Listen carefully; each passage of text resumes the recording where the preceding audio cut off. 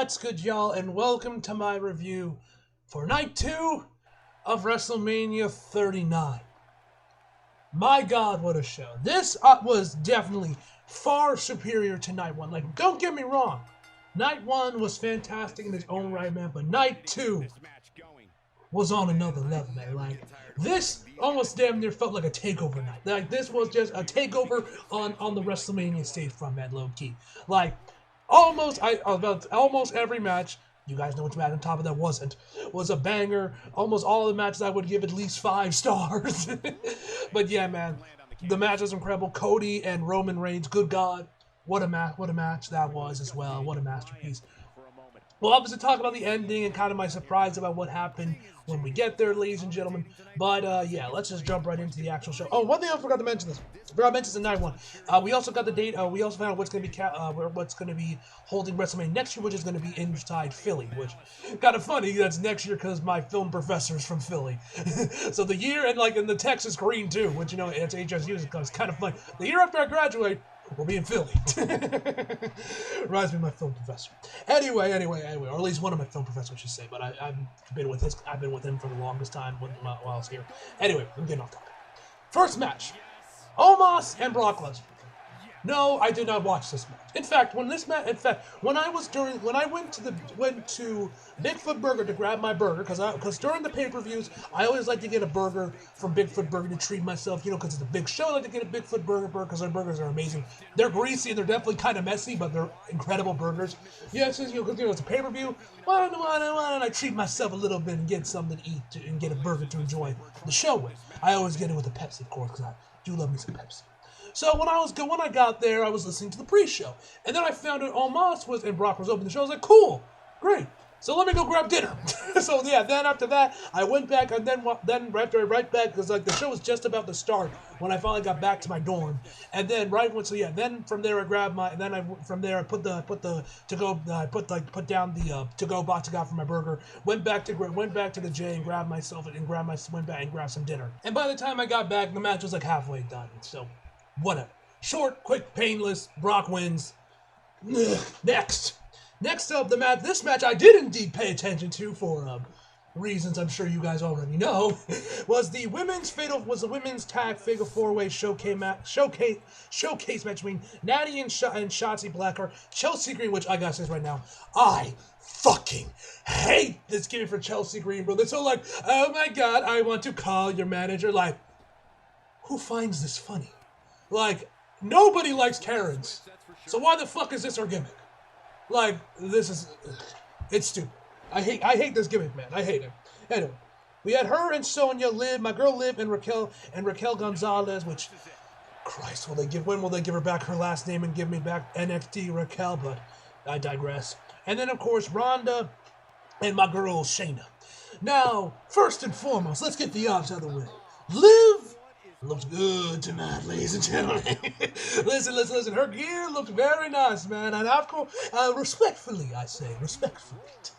But yeah, Liv, I really like the look of Liv's gear, man. She looked great, man. The match itself, she actually started the match off with, I believe, Sonya. They were going at it. Eventually, you actually had Natty get in there, and Liv would hit like a Hurricane Rana onto Natty. That was also pretty good. There was actually another move where actually when Sonya was up on the second rope, she jumped down there and Liv countered it into a code breaker, which also looked really good as well.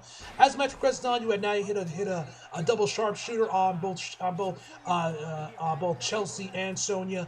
Raquel, Liv, and Natty would hit a shield like triple power bomb on, I believe it was on Shayna, onto the outside, and then eventually, Raquel lifted up Liv up in a powerbomb, and then just yeeted her out to the outside, which also really good as well. But man, did they do my girl Liv dirty, man? Like, I don't appreciate what they did to my girl Liv here, man. Like, I don't appreciate this. Where we end the match off, which with Liv and Shotzi, they're going at it. Eventually, Liv manages to hit Oblivion. But Shotzi, or not Shotzi, Shayna was able to was able to tag herself in on Liv.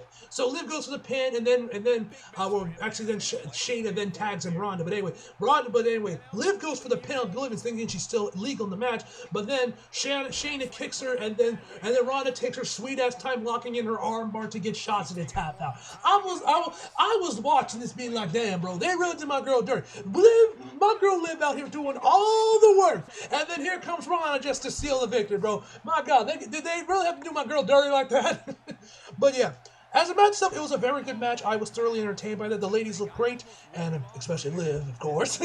But, you know, it was a very good match, man. I really enjoyed this match. For what it was a pretty good match. I think the men's match was a little bit better, mostly just from the batshit insane spots we got in the match. But the ladies put on a good show in their own right as well. So then next up we had was the triple threat match for the IC title between Walter, Sheamus, and Drew McIntyre. This match was absolutely fucking incredible, man. Like, what a match this was, man. Oh my God. So, first of all, I will say this much. I would dare say this might have been the best IC title match I have seen. I'm not going to say, like, this is the greatest one of all time because, you know, I haven't seen them all. And I'm sure people can bring up, like, another 5 matches maybe from, you know, the 80s and the 90s when the IC title truly was, you know, the workhorse championship, and that's where all the prestige and all that came from it. You could probably bring up like 5 matches from there, and that were arguably better than this match, including, you know, that ladder match between Shawn Michaels and Scott Hall, you know, Razor Ramon. But whatever. But for me personally, I dare say this might have been my favorite IC title match that I've personally seen. Either way, the match starts up, and you got Walter like kind of like pointing at Sheamus and Drew, be like, hey, you two fight each other. But then Drew does then, he just broad kicks, or not broad kicks, that's Sheamus' thing, does a Claymore kick. I was slipping on the name for a hot second. A Claymore kick on Walter, and then Sheamus and Drew start going at it for a while. Titus O'Neil was on commentary tonight for this match for some reason, and this man just kept going off about the police. He was like, call the police! Call the police! It was like that meme when they do me like, police! Police! Help! Help! That was basically Titus on commentary. What's that mean? That was basically Titus on commentary. He was just talking about the police. But whatever the case may be, they go at it for a while. Eventually, Walter comes back in there, and they start going at it again. Walter would then start hitting his devastating chops on Sheamus, and the sound, bro. I know I've mentioned this in previous matches where previous reviews where Walter's match where they were in NXT or the main roster, you could not pay me to take chops from Walter, man.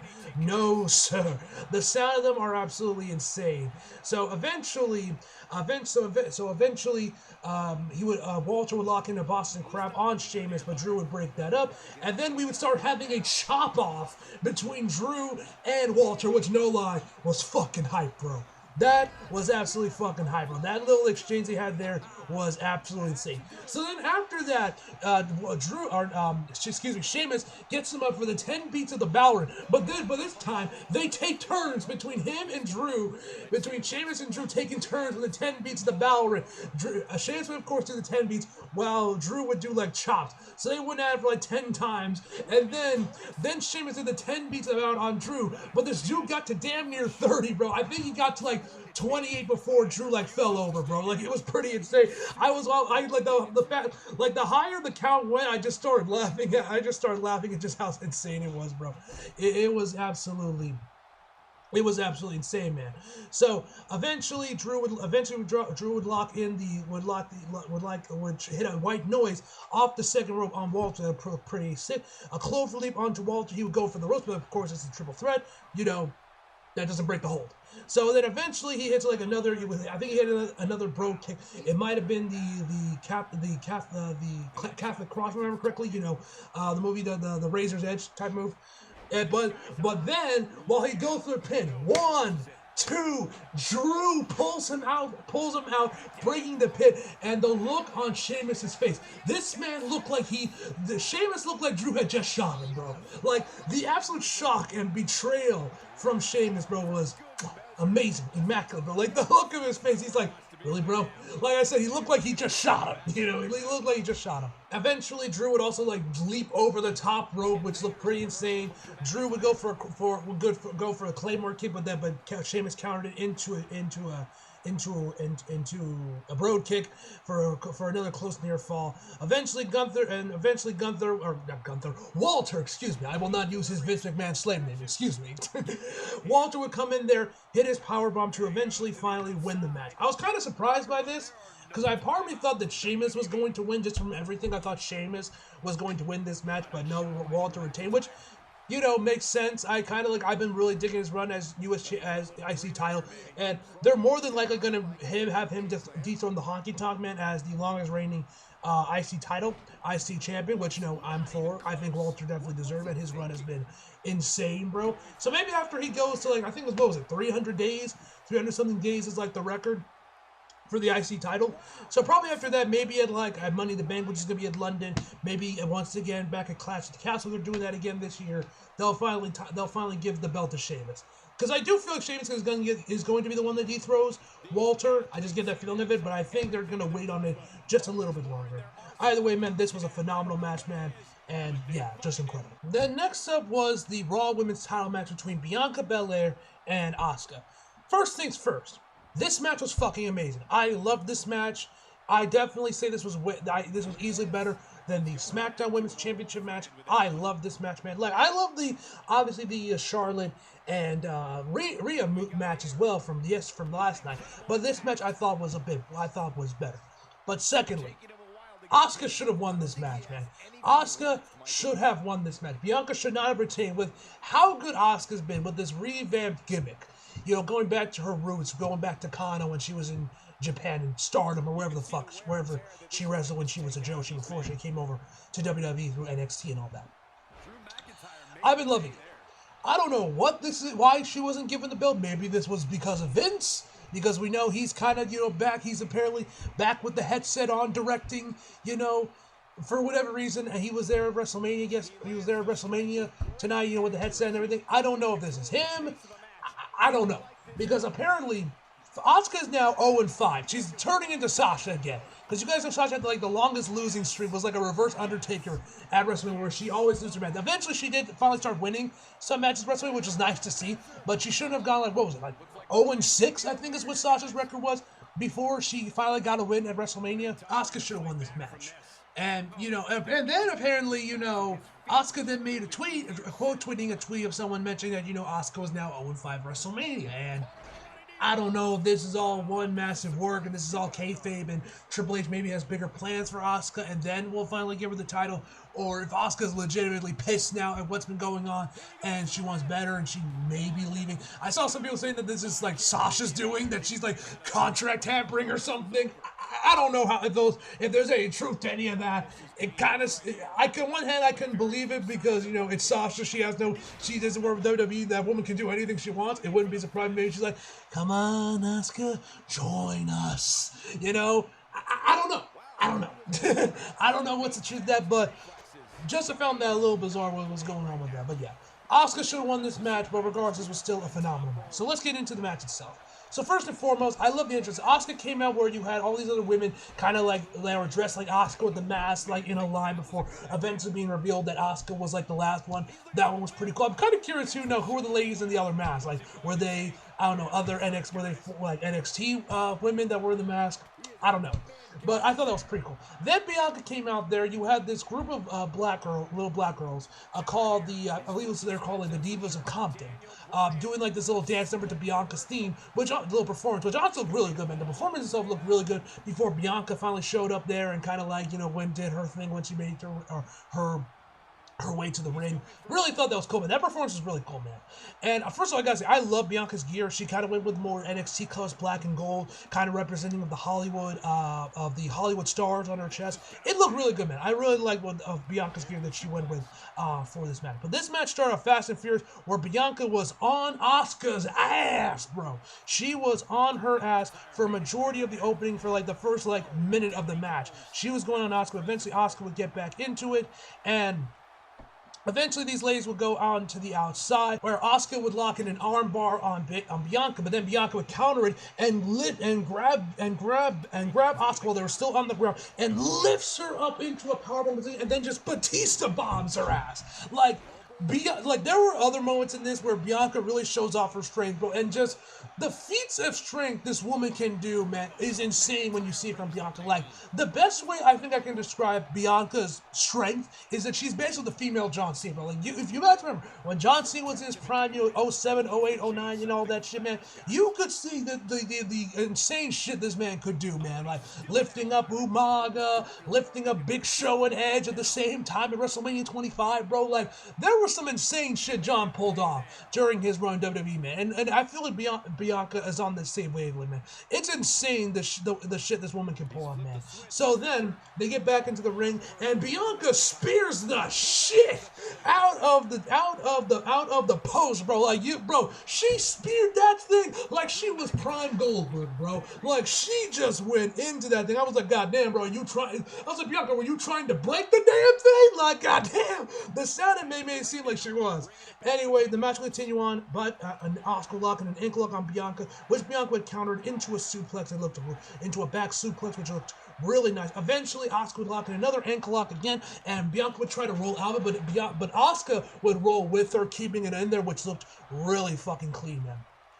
Looked really clean, man. There was also another, like, pinning combination. I think it was, like, right after this where they were, like, trying to, like, counter each other into other pins. That also looked really fucking clean as well. Eventually, they would go out to the outside for a brawl for a little bit. And then Bianca showing off another insane feat of strength she had there, where Asuka was on the apron, and Bianca was on the middle rope, and she then grabs Asuka while she's on the apron on the outside, and then lifts her up over the top rope, and then suplexes her ass back in the ring. Man, that was absolutely fucking insane, bro. Like, good God. Like, there was another move where Asuka would try, where Bianca would go for like that moonsault, where she kind of does that thing off the ropes into her standing moonsault. But Asuka would counter into, I believe, a submission mode where they would go into that for a little bit, and Asuka was able to counter into the Asuka lock for a little bit. That looked really clean as well. They actually had another cool stuff where Bianca and Asuka were on, like, on the middle ropes, and they were like playing a tug of war with Bianca's braid. I was actually kind of hoping they were able to, like, stay on the middle rope and kind of like manage to keep their balance, but they weren't able to, and eventually they went back to the ground, and then Asuka would hit a code break on her that looked really fucking clean, man. And then eventually Asuka would also try to get the mist in there, which didn't really do anything. It kind of made me wonder why she did use the miss, because she, like, I believe it was Bianca almost hit the ref. Asuka goes for the miss, but she ends up missing, and, nothing really came of that. I don't really know what the point with the miss was for that, man. But anyway, Bianca would go for the KOD, but Asuka would counter and transition into the cleanest transition I've ever seen to a cross arm breaker ever, man. Like, that transition she did to a cross arm breaker was a thing of beauty, man. The crowd was losing their goddamn minds, man, and this also should have been the ending. Maybe not this exact submission, but this just should have been the ending. This is where the match should have ended, with Asuka winning the title, man. With how much the crowd was losing their goddamn minds to the cross arm breaker, bro. This is where the match should end. Anyway, Bianca was able to get out of it into a KOD to retain her championship. Like I mentioned at the start of the match, man, Asuka should have won this match, man. I don't know what they're doing with Asuka now. I don't know if this is Vince's influence, doing this. Because, it was like her Japan giving this. Vince like, no, that's from Japan. I didn't create that. Fuck this bitch. I don't know. I don't know what this old dude, like, I don't know what's going on with Asuka. Like, Asuka, like, she was looking so great when she debuted at the Rumble. Then once the rumors and stuff of Vince coming back there, everything went to shit again. Like, I don't know. I don't know. I don't know what they're playing with Asuka. I don't know. It's just weird, man. It's just weird. Anyway, after this is when we got to the whole Snoop Dogg thing with The Miz. And yeah, now first things first, when I first saw this and, Miz and Snoop were going at it, then Shane comes back there. I was like, oh shit, Shane's back. And then, and then you have the impromptu match with The Miz, and then Snoop Dogg hits a fucking people's elbow on Miz, bro. I was laughing my ass off, bro. Like, when I saw Snoop Dogg, like, throw his sunglasses into the ring and then go for the people's elbow, I was laughing hysterically. I wasn't even paying attention to what happened to Shane. But then, after the match, while I was watching Jay's review, he mentioned about how Shane blew his knees out. And I was like, wait, what? He did? So I went back and watched it. And yeah! He does. He blew out his knees or teared his ACL, his fucking quads like Vincent at the '05 Rumble. He tore something. And I will say this much. I will say, just like JD, if this was completely improvised by Snoop, if this was not planned at all, and Snoop did this all himself and he just improvised all this, bro, shout outs to Snoop Dogg, bro. Like, that man is the GOAT. Like, we all know how great Snoop Dogg is as a rapper and all that shit, but yo, shout outs to that man, like, that he was able to improvise all this and kind of make it all work in the end. Like, if this was, like I said, if this was not planned at all and Snoop just improvised all this, shout outs to him, bro. He definitely deserves more credit he definitely deserves credit for that, man. Like, shout outs to Snoop if this was all, improvised by him and this wasn't planned at all. Shouts to him. But anyway, after that whole fiasco, which, yeah, we could have gone without it as well, I did like this a lot more than the one with Pat McAfee, mostly because of Snoop and the People's Elbow. That was really funny. But yeah, we could have gone without this. Anyway, after this, we get to the Hell in a Cell match with Edge and Finn Balor. And this match was fucking incredible, man. First and foremost, the entrances were godly. Edge comes out there to fucking Slayer, which I didn't even know that was a Slayer track. I found out when I watched James V mentioned, like, oh yeah, that's a Slayer track. I was like, oh yeah, that's badass. And then before it switched over to Metalingus, which is badass and stuff. Like, the only thing that would have made this better with Edge coming out to Slayer than Metalingus would have been if Finn came out to, like, The Devil in I by Slipknot, or just any Slipknot track in general, man, because Slipknot's my favorite metal band. So that would have been cool if maybe they also maybe gave Finn some Slipknot. But we arguably got something better when the Demon came out there, where he came out to his original NXT theme. Thank you.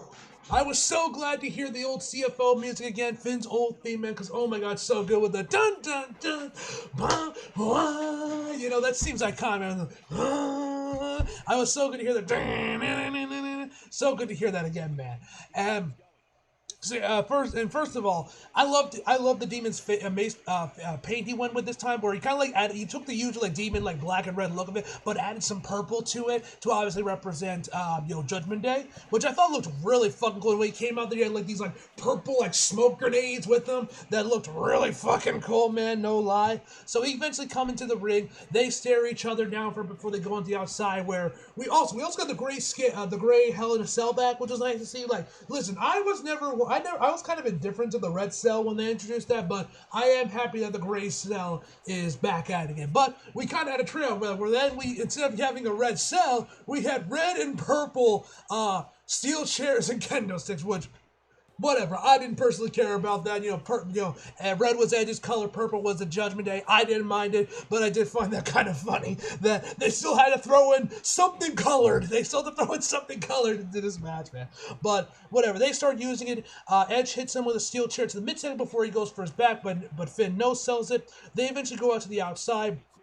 Edge would use two candlesticks to like pin Finn Balor into like one of the corners of the Hell in a Cell and hit a drop kick. He would eventually set up a table, on one of the other corners of the cell, which eventually later on in the match, Finn would like do a shotgun drop kick to him into the table, and to add insult to injury, the top part of that table just fell right on top of Edge's face, which I thought was kind of funny when they showed that off in the replay. But eventually, as the match continues on, Edge gets a shit ton of other weaponry and other stuff coming in there, steel chairs, ladders, eventually another table as well. And even after that original table spot, it was like Finn then just started tossing steel chairs at Edge. Eventually, Edge would get in a ladder and just yeets that right into Finn Balor, which would cause him to bleed. It would bust him open. And from there, then they just stopped the match for like 2 minutes to fix up the wound, which at first, and Edge kind of tried to work with this by grabbing a bunch of other gear and throwing like other kendo sticks and chairs into the ring while waiting, and another ladder as well, I guess, to try and distract them to not just sit around and kind of keep the flow of the match going a little bit. But when I first saw this, I was confused because at all the replays, and they also never showed you Finn on camera.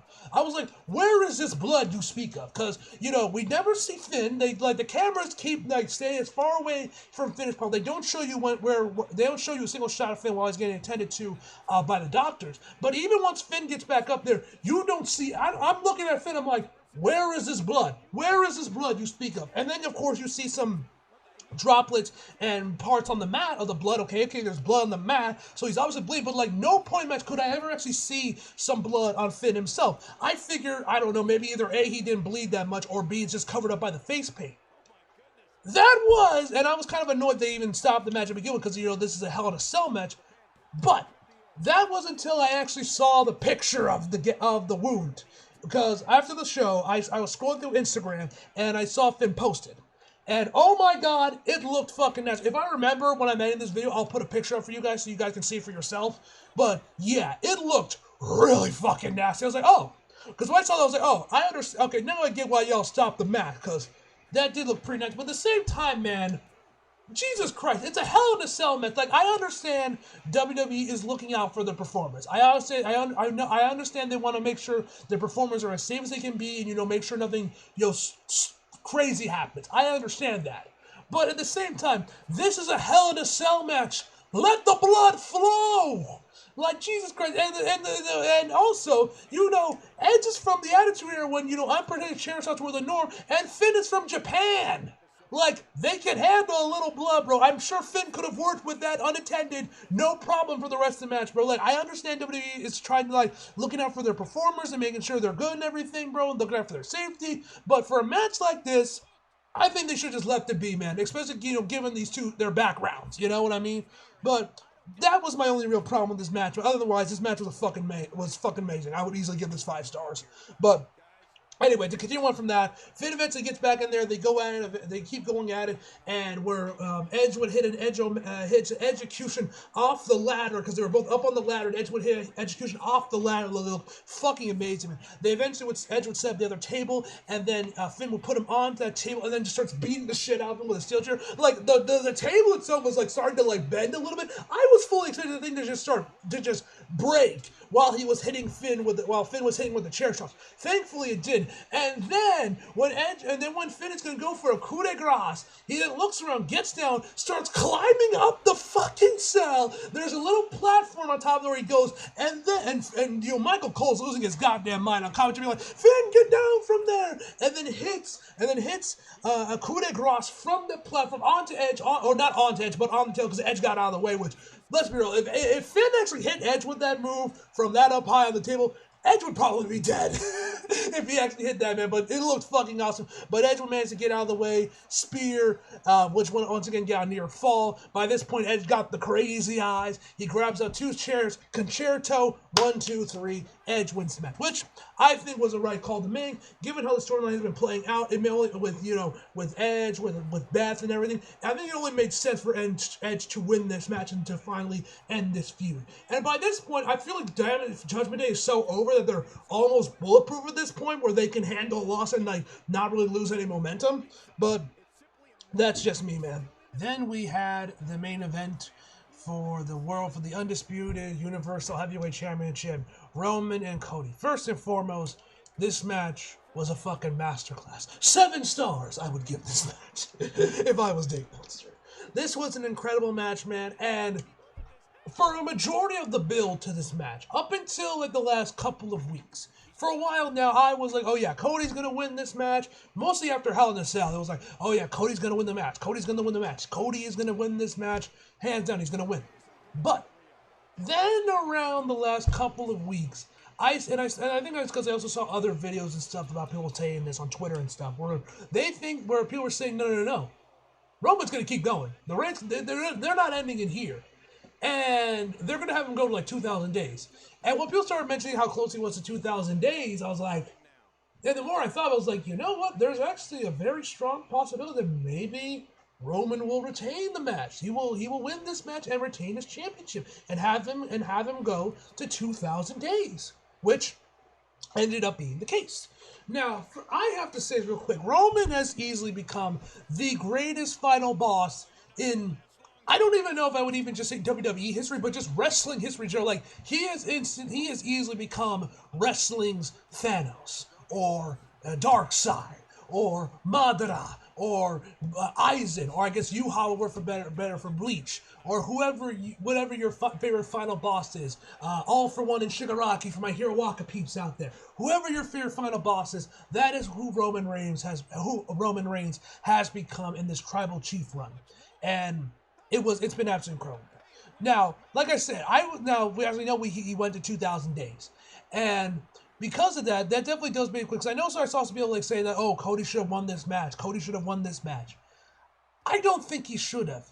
And this is something JD brought up, and I kind of agree with him. And that's because Cody hasn't really faced any sort of adversity on the road to WrestleMania. Keyword, on the road to WrestleMania. I'm not talking about Stardust or, the Hell in a Cell match. Like, if Cody never got injured with the Hell in a Cell match, this would be a different story.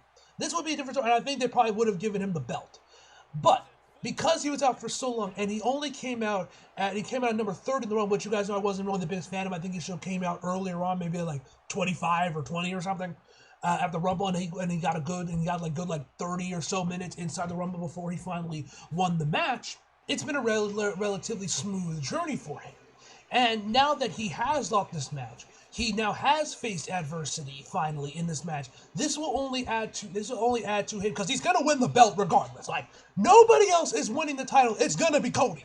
Like, to all the Cody fans worried that he's not gonna win the belt, it's gonna be someone else that maybe says something. Nah, trust me, it's gonna be Cody. He's going to get the belt. There's nobody else in WWE currently that I think is worthy of dethroning Roman but Cody.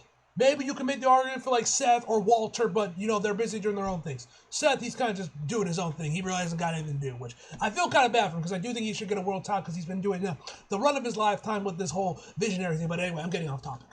But Cody's going to win the belt regardless. And now that he has faced off against Roman and has lost, he now has faced adversity. And of course now Roman is going to go 2,000 days as champion. I think this is only going to add more to when they get their inevitable rematch, most likely at either SummerSlam or next year's WrestleMania 40 in Philly. And I think that's going to be when he does finally win the belt. That's going to make that moment all much more sweeter when they do add this into the storyline and maybe whatever else might be going on with Cody at that time. So I understand people that this is coming from someone that wanted Cody to win the match, that thought and expected Cody to win this match. I only started to kind of sway from that in the last couple of weeks. But for all this time, I've been thinking Cody was going to win this match. I think this was the right call, and I think this is only going to add to when Cody does win the belt at SummerSlam, most likely, or maybe at WrestleMania 40. We don't know. Whatever the case may be, I personally think this was the right decision. Now, Cody made his entrance and everything, and it was and they also, and I don't know if they did this purposefully just to swindle us at the end, to be for that twist at the end to be ha ha ha and make us go oh shit, because there were so many hints in this match that made you think, oh yeah, Cody is going to win. First and foremost, when Cody made his entrance, he goes over and he makes his way to the ring. We find out that Brandy is there along with his daughter, which this is the first time I found out what her name was. And y'all want to know what Cody's kid's name is? Her name is Liberty. As in the Statue of Liberty. Really, Cody? Liberty? Listen, bro, I know you patriotic and all, but Jesus Christ, bro. Liberty? Did you want your daughter to get bullied, bro? You were just asking her to get bullied with a name like Liberty. Come on, dog. You could have done better than that. Did Brandy not? I swear to God, bro, what is with Cody, man, and making questionable decisions? First we have the neck tattoo, which, I've kind of gotten used to and whatever, but, people weren't a big fan of that. And now this, I'm bro, did Brandy not be I don't know about that one, bro. Bro, come on now. Liberty? Really? That's what you named your daughter? Liberty? It's kind of dumb if you ask me, but hey, I'm not Cody. It is you do you, bro. Anyway, so Brandy was there. He had a little sweet moment with his daughter where he picked her up and he was holding her and everything. Little sweet moment. She had headphones on, of course, because there was 80,000 people in that fucking stadium, bro. It was loud as shit. But this was when I thought, oh yeah, Cody's winning this match. Before we even got to the match itself, Brody's kid was there. Brody Jr. -1. He was there. He was right there next to like Cody's mom and Brandy and everything, and he gave him his weight belt to -1. When I saw -1 there, I'm like, yeah, he's winning the match. He is winning the match. There's no way that you would bring in -1 the match and mention everything about Luke Harper and Brody Lee. Of course, not mentioning their time in AEW, obviously, but like mentioning him being there at ringside and everything. Cody's winning the match.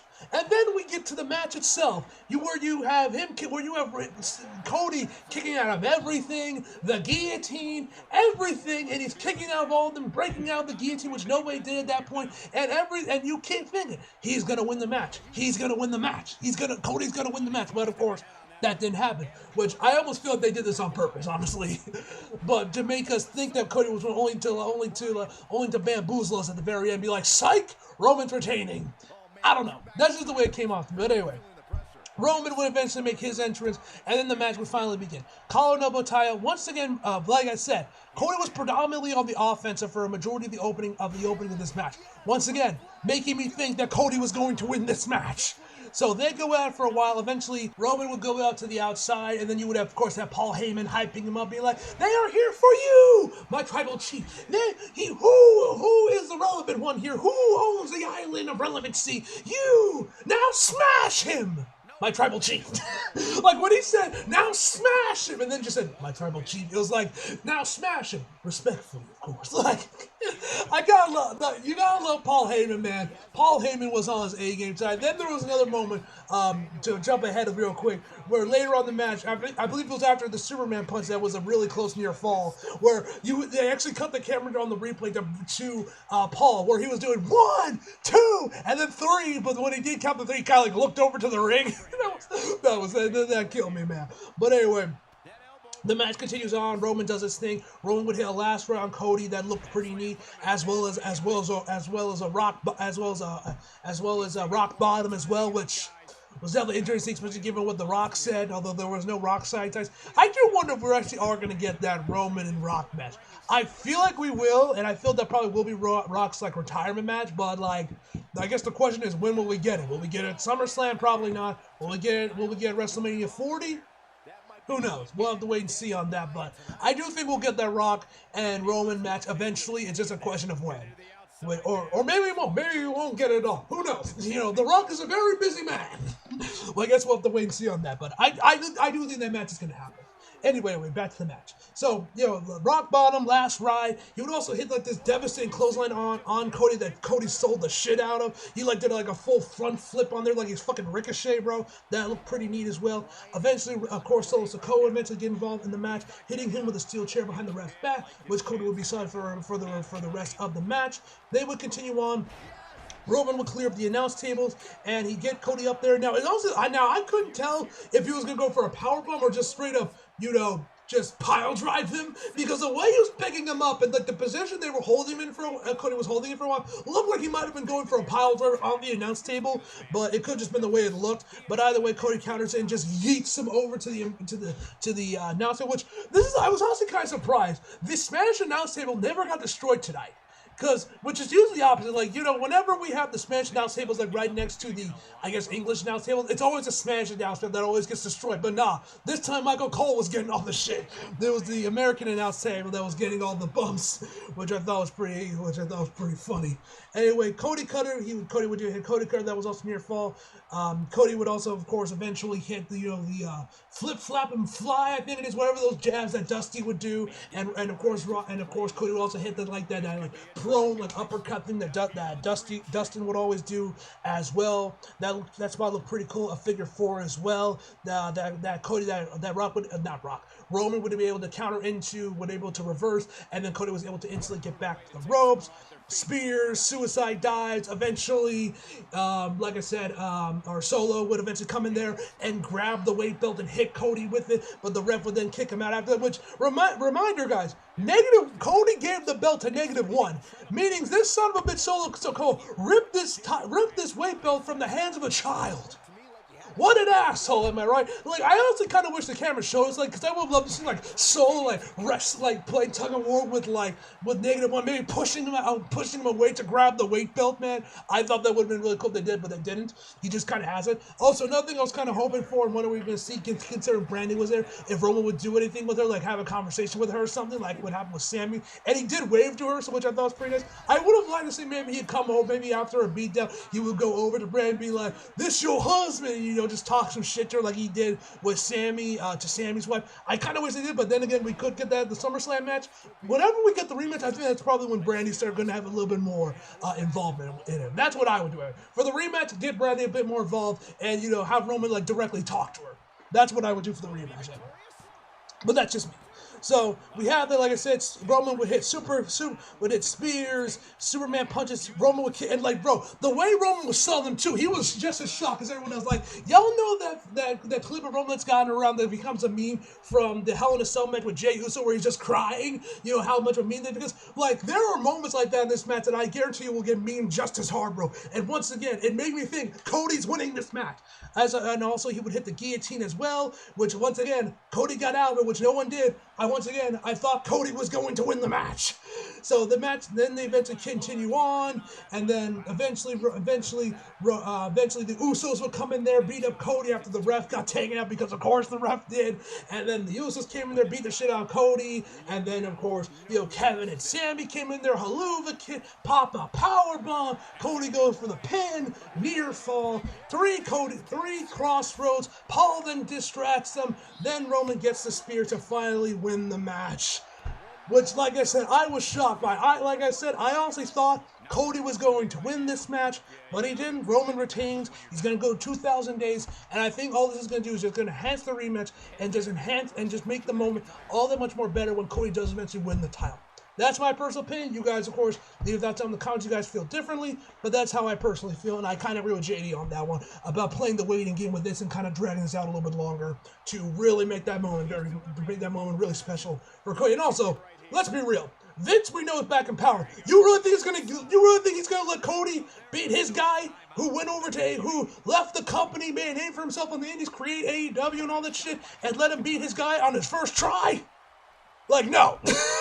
You think Vince would allow that, bro? No, I doubt even Triple H would allow that, just given their history. And Cody, and I forgot to mention, Cody Rhodes hit a pedigree as well, which still feels like sacrilege to me, given their history.